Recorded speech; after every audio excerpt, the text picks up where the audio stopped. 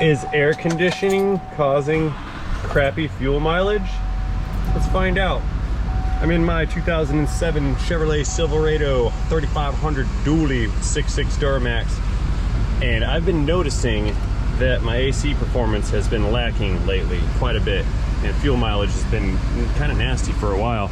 I've got it in the shop, and I have the AC machine hooked up over here, and check out what I have found. High side pressure is through the moon. Look at that, 375 pounds on the high side, and we're like 62 on the low side. That is das ist nicht gut. So it appears my Dirty Max is a little bit injured. Yeah, look at that, 80 degrees at the center vent on the interior. I can't, that's not good. We can't have that. Powering down. Let's recover this and see what the dealio is. Actually, let me back up, because it's going to be one of two things that's doing that. We either have a restriction in the system so refrigerant can't flow, or my clutch fan is not pulling enough air through and it's causing a high side problem. So what I'm going to do is I'm going to move my fan over to the front of this and actually force air into the condenser. We're going to watch the gauge. If the pressure drops, then we know we have an airflow problem, and we'll have to address that fan. I don't think it's the fan, because I hear that thing engaging every now and then and it sounds like a jet motor, but just to do my due diligence, we're going to do the airflow test first, and then we'll go from there. Uh-oh. Stuck. All right, unstuck.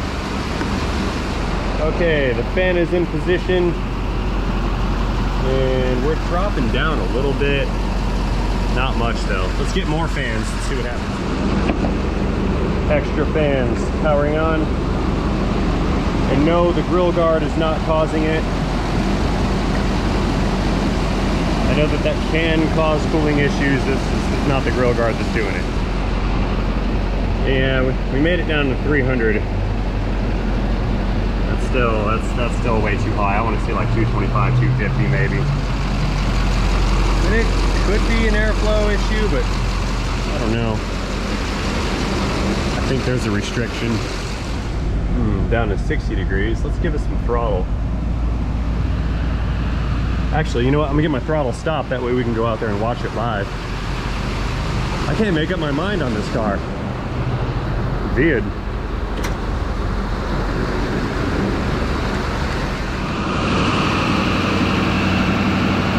Yeah, back to the moon again.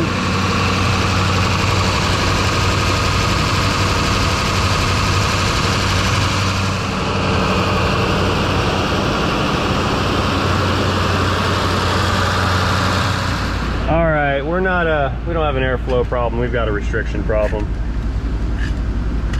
If it was an airflow problem, the addition of those external fans should have dropped that down to the appropriate pressure. System powering down. Yeah, I don't know. Maybe I overcharged it last time I was here. Yeah, who knows? Maybe I overcharged it once upon a time. Let's go ahead and recover this thing and see what the dealio is. All right, recover, please. Do not save. It's going to go ahead and recover all the refrigerant in the truck. It's going to put it inside of the storage tank after it filters it. Then it's going to weigh what I added to the tank, and it's going to tell me exactly what the charge is. It should be whatever the specified amount is, which I can't read. And since I cannot read it, let's go ahead and look it up. 2000 Chevrolet truck. I chose 2006, even though mine is a 2007, because mine is the classic body style built on the 06 chassis. And there was a redesign in 07, and that came with different specifications. So the reason I'm selecting the 06 is just to make sure that nothing changes. 6.6 diesel, and we're looking for specs. Fluid types and capacities, and we need refrigerant, not Freon. Freon is a brand name. Refrigerant is what it is, and the spec is 1.6 pounds of refrigerant for this truck. Okay. All right, recovery complete, and I have recovered 1.426 pounds of refrigerant, which is the spec. And so that tells me that there is no leak, but we do have a high pressure issue. Well, Where's our restriction? We have a restriction in the system somewhere. It's probably the evaporator in the dash. I think I can take this receiver dryer off right here and disconnect one of these lines, and maybe I'll try to back flush that and just see if there's some kind of restriction going on with that first. That's the most likely in my estimation. So let me pull that thing apart and we'll see if I can't free up the restriction. Alrighty, we have established that the system's not low on a charge. The compressor will compress. The fan is fanning. So we need to figure out if this thing's got some kind of restriction, and I will do so by opening up this line right here and probably this one, and I'm going to try to just back flush this with some like some AC flush stuff. I suspect that the most probable cause of the high pressure situation is going to be on the downstream side of the low side port, because I did see some some high low side pressures. So that would indicate that it's building pressure on this side of the port. So let's pull this off and just see. This will be achieved with 13 millimeters of socket, unless it's too deep of a stud for a socket. I don't think it is. Yeah, you know what? Change of plans. Let's get that out of here. We're gonna use a swivelly socket.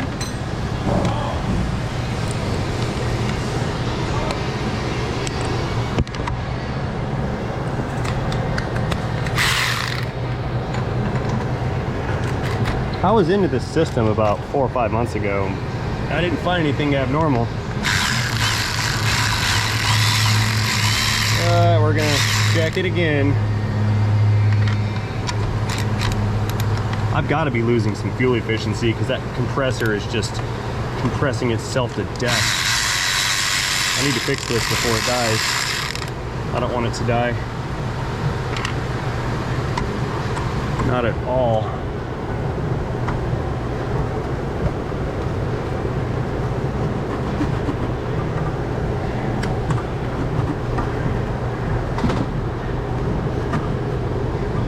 All right, we're in. Here, let's get this thing filled up. Yep, we're empty. And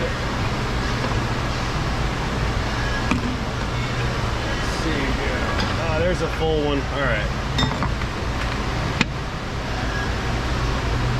AC flush solvent-based solutions. This is a solvent, it's not a very strong one.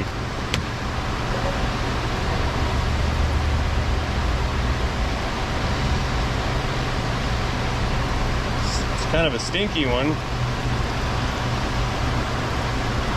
Oh yeah, long range. Check that out. Yeah, now I'm showing off, for sure.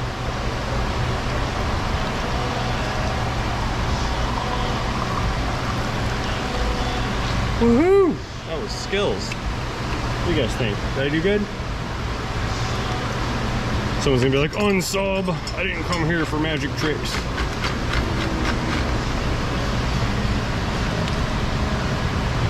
Can click. Alright, so valve is off.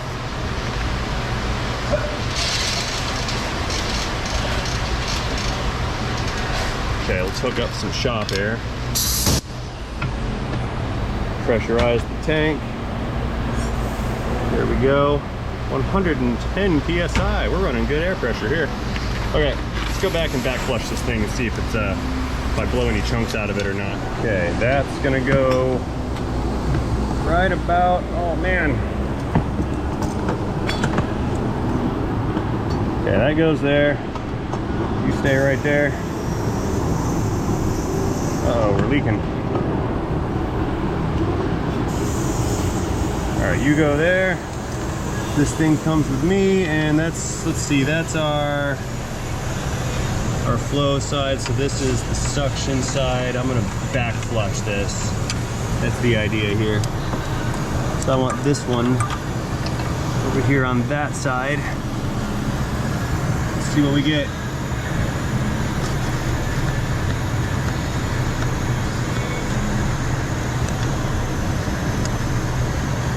Yeah, I think I got a clog in there. Oh, there it goes.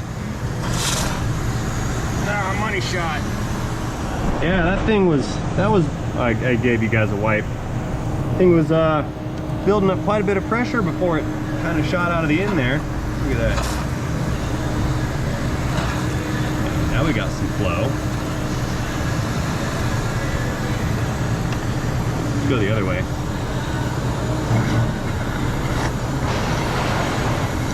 There was a restriction in this, but it's got good flow now.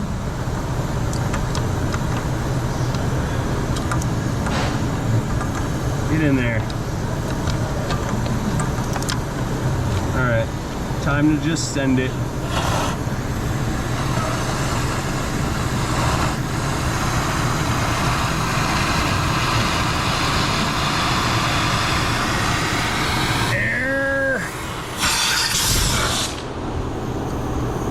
All right, one last attempt.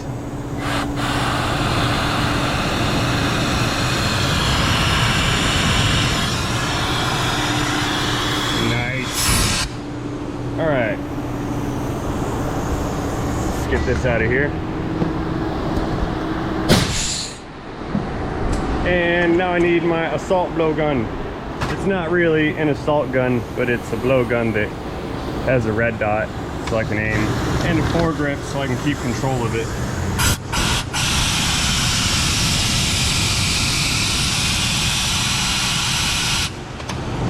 Here.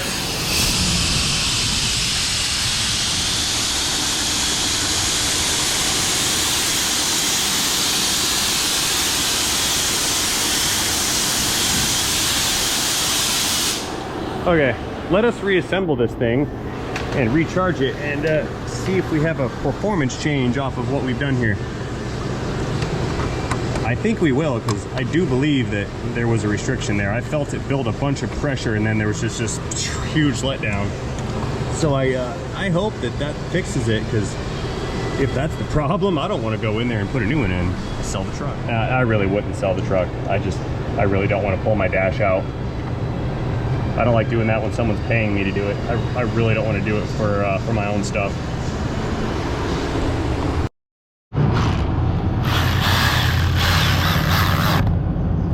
Click.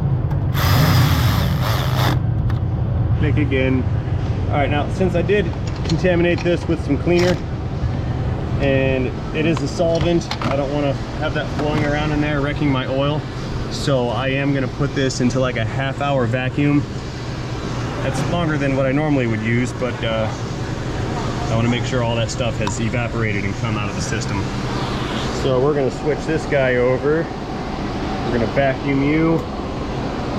I'll do 30 minutes and then I'll check back in with you guys when that thing's done, okay? Stay right there, don't go anywhere, because you need to see if this is going to work or not.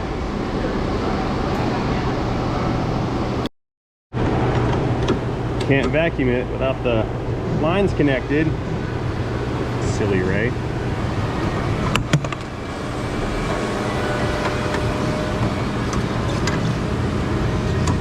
Nick.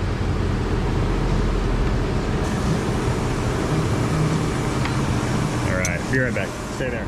So also, while this thing is vacuuming, I want to get all that dye out of here that I shot in, and really the only way to do that is with another solvent. All of it.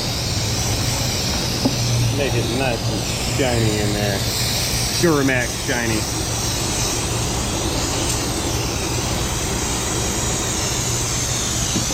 Air.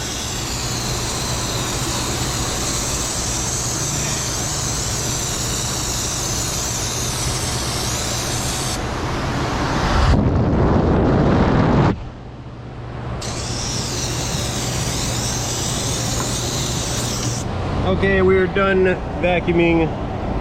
Let's go ahead and charge this thing. 1.40 pounds of refrigerant. No, not recover. I'm dumb. Push the wrong button. Starting over. It's not a PoE system. Yeah. Okay, we're gonna charge 1.4 pounds refrigerant, and I feel like doing that on the low side for fun. Low side. Begin refrigerant installation now.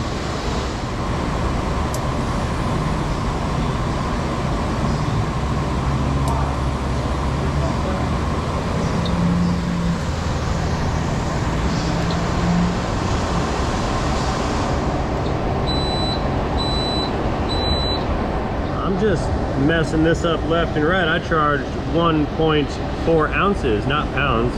I caught it before it sent any in, so let's do this again, Ray. Let's do it again. Yeah, no, we're gonna charge it anyway because I know I put it into a vacuum. I'm my own worst enemy sometimes, I swear. 014 pounds refrigerant low side, thank you. Please, no pounds. God, I almost did it again. Need more coffee. Begin correct charging now. There we go. Oh, we got flow. Look at that. Yeah.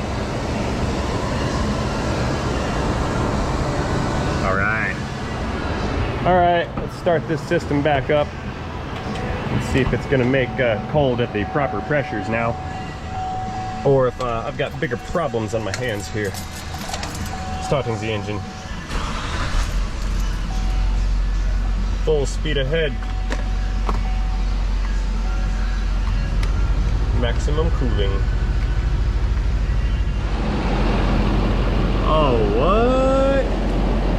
We're almost full. It's running a low side charge, so it doesn't have to compete against this high side pressure, but I think I got it. Yeah, let's let it run for a little while and finish off this charge. I'll check back in a minute. I think I'm just gonna do periodic flushes on it until it either fails or is fixed. Because like I said, I don't want to put an evaporator in it. Don't feel like pulling my dash. But hey, it's better than it was. Come here. Become unconnected. Oh, too much pressure. There we go. Got it. Where's my cats? Lost them. Yeah, I got new ones. And no, I'm not changing these valves because I changed them a few months ago, so I'm not going to do it again. No need of it. Cat click. All right, the proof is in the thermometer. Looks like we're hanging out at just over 55 degrees at our center vent right here. So we do have a huge improvement over where we started. I do believe there's still some restriction in there, but this is better than it was. So I think I'll stick with my lesser expensive plan and just do some periodic flushes on this for a couple months to see if it clears up. If it does, then it does, and if it doesn't, well, I can live with 50 degrees at idle because it'll probably cool off more headed down the road when I get more condenser flow going over the condenser. Condenser flow going over the condenser. When I get more airflow going over the condenser. There we go. Words. All right. Well, I'm gonna pause this one more time and I'm gonna check back in with you guys in about an hour and a half when I get rolling again. And then we will see if I can get down below the 50 degree mark. I'd like to see 40 something degrees.